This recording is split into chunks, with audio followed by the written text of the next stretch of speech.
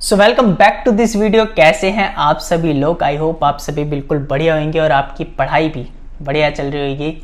अब ये 2021 वाले एस्पिरेंट देख रहे हैं, 22 वाले देख रहे हैं, 23 वाले देख रहे हैं, ये डिपेंड करता है कि इसके अलावा कोई चैनल ना आया हो। ठीक है, तो शुरू करते हैं, अपने पहले क्वेश्चन पे चलते हैं। और पहले क्वेश्चन में हमें दे रखा है complex number such that z minus iota और z plus iota is purely imaginary number. ठीक है, तो मैं मान लेता हूँ z जो है वो x प्लस आयोटा y है। ठीक है, तो मेरा z माइनस आयोटा अपॉन में z प्लस आयोटा जो है उसकी वैल्यू जो हमारी आ जाएगी वो आ जाएगी x plus iota y minus 1 upon x plus iota y plus 1। ठीक है, इसको फैक्टराइज कर देता हूँ मैं, x minus iota y plus 1 and x minus iota y plus 1। ठीक है, तो यहाँ से जो तुम्हारी वैल्यू है एट द एंड आ जाएगी x square plus y square minus 1 plus iota और ये आ जाएगा minus 2x upon x square plus y plus 1 का होल स्क्वायर। ठीक है, तो जो हमें दे रखा है कि ये इमेजिनरी है कम्प्लीटली, तो यहाँ से जो रियल पार्ट है उसको हम ज़ीरो कर सकते हैं, तो वो आ जाएगा x square plus y square is equal to 1। ठीक है, तो ये किसकी इक्वेशन है? सर्कल की। तो लोकस क्या है? सर्कल। ठीक है, तो हमसे पूछा है z प्लस 1 बाय जेड, तो हो जाएगा z प्लस जेड पार और यह आ जाएगा तुम्हारा 2x और 2x जो है वो तुम्हारा क्या रहने वाला है? Real part always. ठीक है, and that is the correct answer of this question. और इसी के साथ हम चलते हैं आज के अगले क्वेश्चन की तरफ। तो ये हम आ गए आज के नेक्स्ट क्वेश्चन की तरफ। यहाँ पे हमें कुछ ओमेगा की वैल्यू दे रखी है और अगर मैं 1 प्लस ओमेगा स्क्वायर ये देखूँ तो ये एक जीपी है। ठीक है, जिसका एसएन अगर मैं निकालूँ तो आ जाएगा 1 और 1 माइनस ओमेगा की पावर एन अपॉन में 1 माइनस ओमेगा। ठीक है, विच इज़ 1 माइनस ओमेगा की पावर एन अपॉन में 1 माइनस ओमेगा। और जो हमारा ओमेगा है उसको अगर मैं लिखूँ तो वो क्या लिख सकता हूँ मैं? ओमेगा लिखा है तुम्हारा ई की power iota pi by n. ठीक है, तो अगर मैं इस ओमेगा की वैल्यू को एस एन में पुट करता हूँ तो एस एन हमारा जो लिखा है वो लिखा है 1 माइनस ई की पावर आयोटा पाई अपॉन में 1 माइनस ई की power iota pi by n. तो इसकी वैल्यू क्या होती है? -1। ठीक है, तो ये आ जाएगा 2/1 माइनस ई की power iota pi by n. तो मैं डिनोमिनेटर को एक बार सोल्व करके देख लेता हूँ ये क्या आएगा। 1 माइनस ई की power iota pi by n जो होता है वो क्या होगा? 1 minus cos pi by n minus iota sine pi by n. ठीक है, तो ये कितना आ गया? 2 sine square pi by 2n minus 2 iota sine pi by 2n और कॉस पाई बाय 2n। ठीक है, तो यहाँ से आ जाएगा 2 साइन पाई बाय 2n और इसको लिख सकता हूँ मैं sign pi by 2n minus iota cos pi by 2n। ठीक है, तो अब मैं इसको मतलब डिनोमिनेटर में रख देता हूँ और डिनोमिनेटर में रख के और मैं जो ये वाला पार्ट जो तुम्हारा आएगा अगर मैं इसको न्यूमरेटर में लिखूँगा वो लिखा जाएगा cos pi by 2n minus iota sine pi by 2n। ठीक है, तो मैं उसको लिख लेता हूँ is equal to 1 by minus iota sine pi by 2n और ये आ जाएगा cos pi by 2n minus iota sine pi by 2n। अब cos pi by 2n sine pi by 2n ये कितना आ जाएगा? ये आ जाएगा iota cot pi by 2n और ये बन जाएगा +1 and that is the correct answer of this question. और इसी के साथ हम चलते हैं आज के नेक्स्ट क्वेश्चन की तरफ। तो इसी के साथ हम आ चुके हैं आज के अगले क्वेश्चन की तरफ और यहाँ पे हमें रखा है a प्लस बी आयोटा की power 11 is equal to x plus iota y तो इसको लिख लेता हूँ मैं, बी आयोटा की power 11 is equal to x plus iota y. तो मैं क्या करता हूँ कि कॉन्जुगेट ले लेता हूँ दोनों साइड, ठीक है। तो अगर मैं कॉन्जुगेट ले लूँगा तो आ जाएगा ए माइनस बी आयोटा की power 11 is equal to x minus iota y, ठीक है। और मैं क्या करता हूँ, माइनस आयोटा से मल्टीप्लाई कर देता हूँ और माइनस आयोटा से डिवाइड कर देता हूँ दोनों साइड, ठीक है। तो उससे क्या आ जाएगा, minus iota B plus iota ए की power 11 is equal to minus iota Y plus iota X, ठीक है। तो आ जाएगा बी प्लस आयोटा ए की power 11 is equal to minus y, और ये हो जाएगा minus y minus iota x, and that is the correct answer of this question. और इसी के साथ हम चलते हैं आज के अगले क्वेश्चन की तरफ। तो इसी के साथ हम आ चुके हैं आज के नेक्स्ट क्वेश्चन की तरफ, और यहाँ पे हमें कुछ दे रखा है Z1 Z2 is equal to 1। हमें पता है कि Z बार जो होता है, Z कॉन्जुगेट से कहते हैं, इज इक्वल टू मतलब वही होता है जो मोड होता है, ठीक है।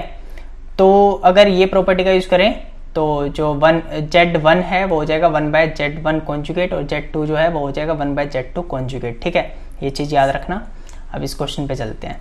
तो मैं क्या करता हूँ कि Z कॉन्जुगेट ले लेता हूँ दोनों साइड। तो ये मैं लिख पाऊंगा ऐसे, Z1 conjugate plus Z2 conjugate upon में 1 प्लस Z1 Z2 कॉन्जुगेट, ठीक है। तो मैं इसको लिख पाऊंगा Z1 कॉन्जुगेट को लिख पाऊंगा 1/Z1 प्लस 1/Z2। कहाँ से लिखा है ये इस वाली प्रॉपर्टी से लिखा है, ठीक है। और ये 1 प्लस 1/Z1 Z2, ठीक है। तो हो जाएगा Z1 प्लस Z2 अपॉन में 1 प्लस Z1 Z2। तो एक चीज़ देखो कि ये तो वही आ गया Z के बराबर ही।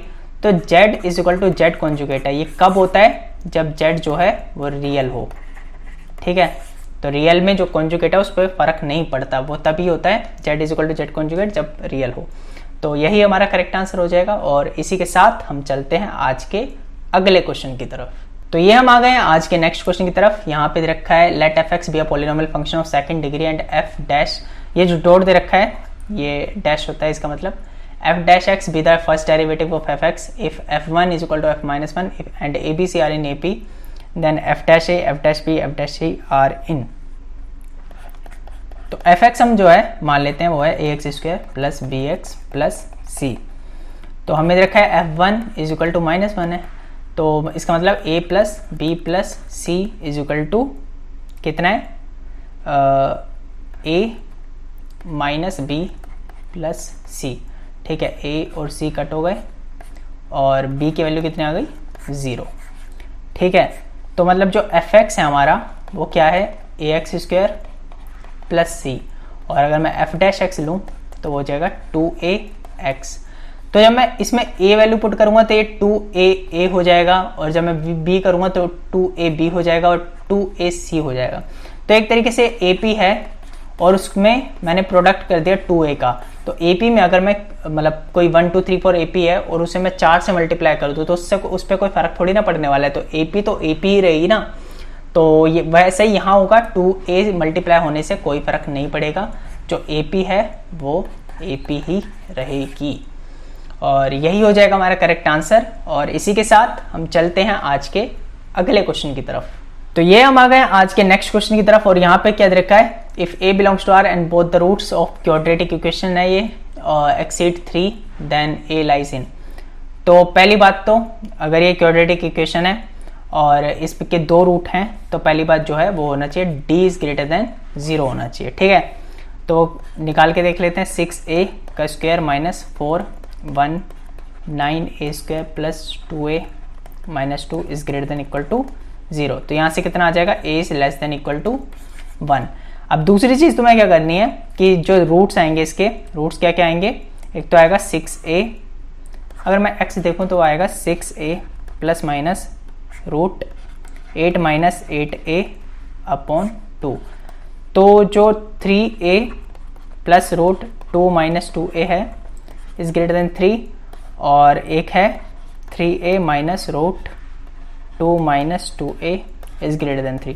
अब इन दोनों को तुम सॉल्व करके देख लेना, और जो तुम्हारी मतलब कॉमन वैल्यूज आएंगी इन तीनों से, वही तुम्हारा आंसर हो जाएगा। ठीक है, इसमें बाकी कुछ है नहीं, इनइक्वालिटी सॉल्व कर लेना। ठीक है, इसी के साथ हम चलते हैं आज के अगले क्वेश्चन की तरफ। इसी के साथ हम आ चुके हैं आज के नेक्स्ट क्वेश्चन की तरफ। यहाँ पे हमें देखा है एबीसी जो है एपी में, तो हम क्या करते हैं कि ए को मान लेते हैं टी माइनस डी है, और बी को मान लेते हैं वो टी है, और सी को मान लेते हैं वो है टी प्लस डी। ठीक है, और जब हम बी माइनस सी माइनस ए माइनस बी की जगह वैल्यूज पुट करेंगे तो हमारे जो है इक्वेशन आ जाएगी minus d x square plus 2dx minus d is equal to 0। तो यहाँ से हमारी x की वैल्यू कितनी आ जाएगी 1। तो 1 जो है वो कॉमन रूट है इन दोनों क्वाड्रेटिक इक्वेशन में, तो इसका मतलब 2c plus 2a plus b plus c जो है इसकी वैल्यू 0 है। तो ये 3c plus 2a plus b is equal to 0। और जब ए बी सी में ये जो वैल्यू हमने ली हैं इनको पुट कर दूंगा तो तुम्हारी फाइनल इक्वेशन आ जाएगी 60 plus d is equal to 0। ठीक है, अब तुम्हें ऑप्शंस में ये वैल्यूज पुट कर करके चेक करना है। जब तो अगर मैं देखूं कि सी एक ऑप्शन तुम्हें गिवन था सी स्क्वायर मतलब ए स्क्वायर सी स्क्वायर बी स्क्वायर, तो अगर तुम देखो कि 2c square is equal to 2t plus d square होगा, और अगर मैं इसको देखूं तो 2t माइनस 60 लिख सकता हूँ इसको, कहाँ से, इस वाली यहाँ से का स्क्वायर लिखा है, तो ये कितना हो गया 50t स्क्वायर। और जब मैं a square plus B square लिखूंगा तो वो कितना हो जाएगा t माइनस डी का whole square plus t square, that is t plus 60 का whole square plus t square, ये बन जाएगा 49 और प्लस 1 50t स्क्वायर। तो दोनों मैच हो रहे हैं, तो इसका मतलब तुम्हारा जो 2c square is equal to A square plus B square आ रहा है। इसका मतलब सी स्क्वायर मतलब ए square C square and B square जो है वो एपी में हैं। ठीक है, और इसी के साथ हम चलते हैं आज के अगले क्वेश्चन की तरफ। तो ये हम आ गए आज के नेक्स्ट क्वेश्चन की तरफ। यहाँ पे क्या देगा, let p and q be real number such that, ये कुछ कंडीशन है, if alpha beta are not zero complex number satisfying something something this. ठीक है, तो हमने बचपन से क्या है कि ये किस तरीके से निकालते हैं, अगर हमें अल्फा प्लस बीटा और अल्फा बीटा की वैल्यू पता चल जाए तो हम इजीली एक इक्वेशन बता सकते हैं जिसके रूट्स ये होंगे। ठीक है, तो मैं अल्फा प्लस बीटा तो दे रखा है, मैं अल्फा बीटा निकाल करके तुम्हें दिखा देता हूँ जस्ट, वैसे उसकी भी तुम्हें ज़रूरत पड़ेगी नहीं, आई थिंक सो। ठीक है, फिर भी देख लो, plus 3 alpha beta alpha plus beta, तो इसको मैं क्या लिख सकता हूँ माइनस पी क्यूब, और ये कितना गिवन है क्यूब प्लस 3 अल्फा बीटा, और अल्फा प्लस बीटा की वैल्यू कितनी गिवन है माइनस पी। तो मैं यहाँ से अल्फा बीटा जो लिख सकता हूँ वो लिख सकता हूँ cube plus P cube upon 3p। ठीक है, अब हमारे पास अल्फा प्लस बीटा है और अल्फा बीटा की वैल्यू है, अब आसानी से हम इक्वेशंस फाइंड कर पाएंगे, आई होप सो। ठीक है, फिर भी कोई डाउट आता है तो आप इंस्टाग्राम पे मेरे को डीएम कर सकते हैं, मैं इंडिविजुअली बता दूंगा, कोई दिक्कत वाली बात है ही नहीं। ठीक है, और इसी के साथ हम चलते हैं आज के अगले क्वेश्चन की तरफ। तो ये हम आ गए आज के नेक्स्ट क्वेश्चन की तरफ, और यहाँ पे हमें देखा है fn कुछ वैल्यू दे रखी है 1/5 प्लस 3n/100। अब एक चीज सोच के देखो कि ये ग्रेटेस्ट इंटीजर फंक्शन है, ये तब तक 1 नहीं देगा जब तक इस पूरे के अंदर 1 ना आ जाए। तो n इज इक्वल टू, अगर मैं 1 से शुरू कर रहा हूँ और मेरे को देखना है कि 1 कब आएगा, ये 1/5 प्लस 3n/100 मिल करके 1 कब बनेगा, ये तब बनेगा जब 3n/100 जो है वो तुम्हारा 4/5 बन जाए, क्योंकि 4/5 प्लस 1/5 कितना हो जाएगा 1। तो पहली बार 1 वैल्यू आएगी इसकी, इससे पहले हमेशा 1 से छोटी वैल्यू रहेगी, और जब तक छोटे रहेगी ये 0 0 0 0 करता चले आएगा। ठीक है, तो देख लेते हैं हम, ये आ गया तुम्हारा 20, और यहाँ से n की वैल्यू तुम्हारी आ गई 80/3 which is something 26 point something. ठीक है, कुछ होगा, तो मतलब जो पहली हमारी वैल्यू आएगी वो आएगी 27 पे जा करके। ठीक है, क्योंकि 26 पॉइंट समथिंग पे हमारा आ रहा है, तो 27 पे जाकर के 1 वैल्यू आनी चालू होगी। अब मैं देख लेता हूँ कि 2 वैल्यू कब आएगी। 2 वैल्यू तब आएगी जब 3n/100 जो है हमारा वो 9/5 आ जाए, क्योंकि 9/5 प्लस 1/5 कितना हो जाएगा 2, तो 3 20 और n इज इक्वल टू 60। तो 60 पे जाकर के इस वाले पार्ट की वैल्यू जो तुम्हारी है ये आ जाएगी 2। ठीक है, तो हम देख लेते हैं, जब 1 आनी चालू हो गई 27 पे, तो इसका मतलब क्या चल रहा है, ये 27 प्लस 28, क्योंकि ये साथ में n है। ठीक है, और ये पूरा 1 ही आ जा रहा है, तो एक तरीके से ये चल रहा है 27 plus 28 plus 29 plus so on till 59। और इसके बाद जब 60 आ जा रहा है तो उसके साथ 2 आ जा रहा है, तो प्लस 2 इंटू 60 और प्लस 2 इंटू 61, ये तुम्हें फाइंड करना है। अब ये तुम कैसे फाइंड कर सकते हो, ये एक तरीके से AP से ले लो, या तुम नेचुरल नंबर का सम निकाल लो यहाँ तक और माइनस कर दो 26 तक का सम। ठीक है, तो उससे तुम इसको फाइंड कर पाओगे और इसकी जो वैल्यू आ जाएगी वो आ जाएगी 1770, और माइनस जो तुम करोगे, मतलब टोटल जो 59 तक का जो सम आ जाएगा वो आ जाएगा 1770, और जो 1 से लेकर 26 तक का सम माइनस करोगे तो उसकी वैल्यू आ जाएगी तुम्हारी 351, और प्लस ये दोनों मिला करके कितने हैं 242। तो टोटल आंसर तुम्हारा क्या आ गया 1661, and that is the correct answer of this question. और इसी के साथ हम चलते हैं आज के अगले क्वेश्चन की तरफ। तो ये हम आ गए आज के नेक्स्ट क्वेश्चन की तरफ, और यहाँ पे मैं देखा let p and q be the root of, ये कुछ इक्वेशंस हैं। ठीक है, तो मैं इक्वेशन लिख लेता हूँ, x² minus 2x plus a is equal to 0 एक इक्वेशन है, और एक है x² minus 18x plus b is equal to 0। तो यहाँ से मैं p प्लस q कितना कह सकता हूँ 2 है, और pq कितना है a, और यहाँ से r प्लस s की वैल्यू कितनी है 18, और rs की वैल्यू कितनी है b। और अगर मैं इन सब का सम कर दूँ p plus q plus r plus s, तो p plus q plus r plus s की वैल्यू हमारी है 20।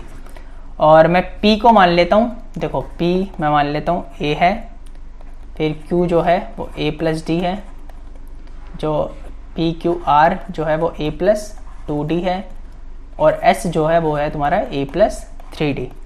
ठीक है, तो सम जब करेंगे तो वो कितना आ जाएगा 4a plus 60 is equal to 20, तो 2a plus 3d is equal to 10। ये आ गई हमारी पहली इक्वेशन। दूसरी इक्वेशन निकालते हैं कि p plus q is equal to 2 आ रहा है हमारा, तो इसका मतलब 2a प्लस d की वैल्यू कितनी आ गई 2। ठीक है, तो यहाँ से एक ये आ गया और एक ये चीज़ आ गई, एक ये आ गई, तो यहाँ से हम वैल्यू निकालेंगे तो a की वैल्यू कितनी आ जाएगी -1, और d की वैल्यू कितनी आ जाएगी 4। ठीक है, अब हमसे पूछा क्या है a की वैल्यू और b की वैल्यू। a की वैल्यू कैसे निकाल सकते हैं p इंटू क्यू, तो a की वैल्यू जो है p कहाँ है, p है a, तो a की वैल्यू हमारी -1, और q की वैल्यू कितनी है a plus d which is -1 plus 4, this is equal to -3। ठीक है, और जब b की वैल्यू निकालेंगे तो वो कितनी आ जाएगी, वो है r की वैल्यू कितनी है a प्लस 2d, तो a प्लस 2d की वैल्यू कितनी आ जाएगी 7, और a प्लस 3d की वैल्यू कितनी आ जाएगी 11, तो दिस इज इक्वल टू 77। जो हमें पेयर दे रखा है इसका मतलब वो दे रखा है -3,77, and that is the correct answer of this question. और इसी के साथ ही वीडियो होती है खत्म, फिर मिलेंगे नेक्स्ट वीडियो में, तब तक के लिए बाय बाय।